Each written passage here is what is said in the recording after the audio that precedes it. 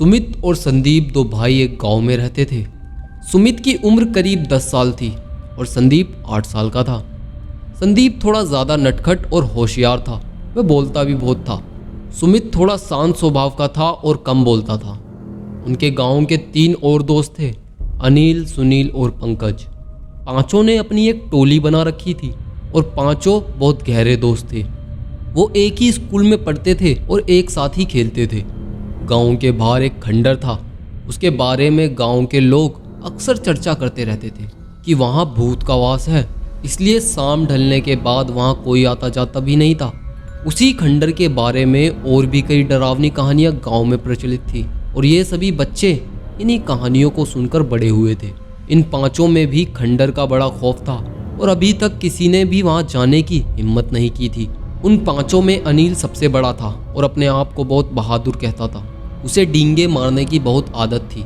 एक दिन उन पांचों में उस खंडर के बारे में वैसे ही कोई बात चल रही थी कि अनिल कहने लगा कि ये सब तो मनगढ़ंत बातें हैं, भूत जैसी कोई चीज़ नहीं होती, और वो तो एक बार रात में उस खंडर में जा भी चुका है और भूत जैसा वहाँ कुछ नहीं है। बाकी चारों को उसकी बात पर यकीन नहीं हुआ। जब उसने कहा कि मैं दोबारा भी वहाँ जा सकता हूँ, तो चारों ने सोचा कि क्यों ना उसकी बातों की सच्चाई को आजमाया जाए। उन्होंने अनिल को कहा कि अगर वो उनके सामने रात को उस खंडर में चला जाएगा तो उसको अपने ग्रुप का लीडर मान लेंगे और उसकी हर बात मानेंगे। ये सुनकर जब अनिल थोड़ी नानुकुर करने लगा तो वो सब उसे चिढ़ाने लगे कि वो तो ऐसे ही डींगे हाँक रहा है। अपनी बेइज्जती होते देख अनिल ने भी ना चाहते हुए उनकी शर्तों को मान लिया। इस बार वो अपने डींगे हाँकने वाली आदत के कारण फंस गया था। सबको अगले दिन शाम को 7 बजे बड़े खंडर के बाहर इकट्ठा होना था। अगले दिन शाम को जब सब वहां पहुंचे तो उन सबके दिल जोरों से धड़क रहे थे। अनिल के मुंह पर तो डर साफ दिखाई दे रहा था।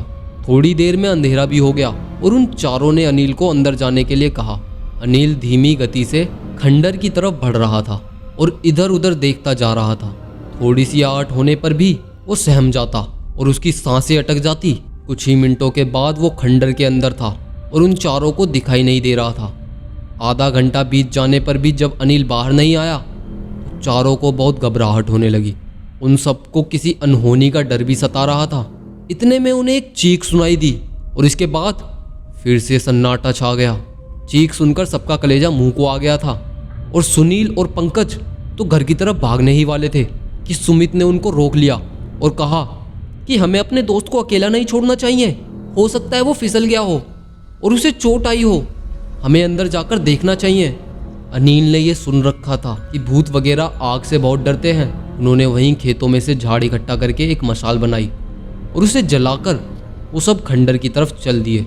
चारों अभी भी बहुत डर रहे थे और एक दूसरे से सट कर चल रहे थे।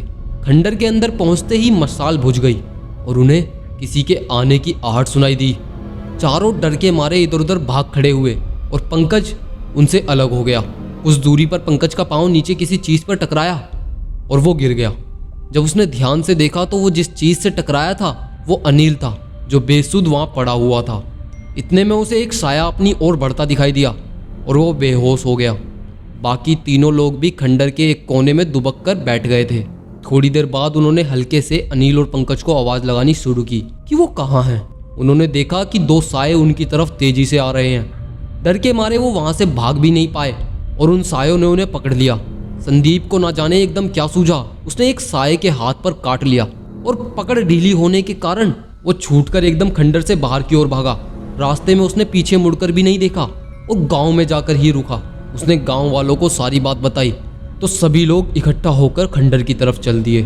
खंडर के पास पहुंचते ही उन्होंने देखा कि कुछ लोग खंडर से दूसरी ओर भाग रहे हैं। आधे लोग उनके पीछे हो लिए और आधे लोग खंडर के अंदर चले गए।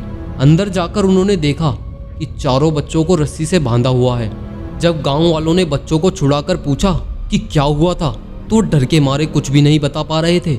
बस यही कह रहे थे कि उन्हें भूतों ने पकड़ लिया था। इतने में बाकी लोग भी आ गए जो भागने वालों लोगों के पीछे गए थे। वो 3 लोग थे और गांव के लोगों ने उन्हें पकड़ लिया था।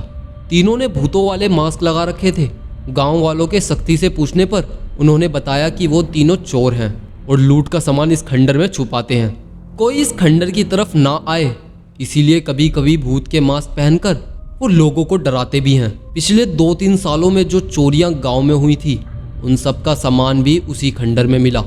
और सबसे अच्छी बात तो ये हुई कि उस खंडर का डर गांव वालों और उन बच्चों के मन से निकल गया। तो इसी के साथ दोस्तों इस कहानी को यहीं पर ख़त्म करते हैं। और अगर आपको ये कहानी थोड़ी सी भी पसंद आई हो तो वीडियो को लाइक और चैनल को सब्सक्राइब करके कमेंट सेक्शन में लव यू बेस्ट फ्रेंड जरूर लिख देना। तो मिलते हैं फिर किसी और ऐसी ही कहानी में।